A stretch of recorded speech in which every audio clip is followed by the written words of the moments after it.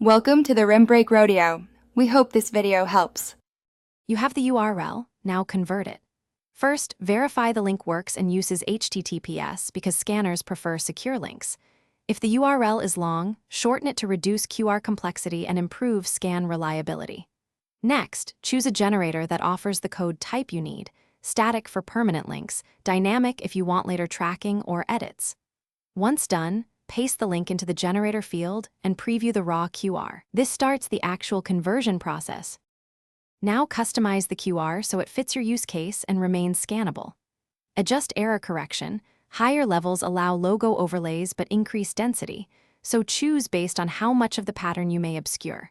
Modify colors and add a logo, but keep strong contrast and a clear, quiet zone around the code. Otherwise, scanners fail. Export a preview at the physical size you'll use. Then test on several phones and apps to confirm consistent behavior before finalizing. Finally, export the QR in the appropriate format. Use vector, SVG/PDF for print and high-resolution PNG for screens. Make sure print is 300 dpi or higher and that the code occupies a practical scanning area for your audience. Deploy the file, then verify on actual devices from the expected distance. If you encounter scanning failures, troubleshoot by increasing physical size, boosting contrast, or reducing data density.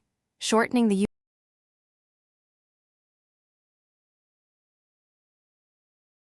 Thanks for watching. Consider subscribing if we helped you.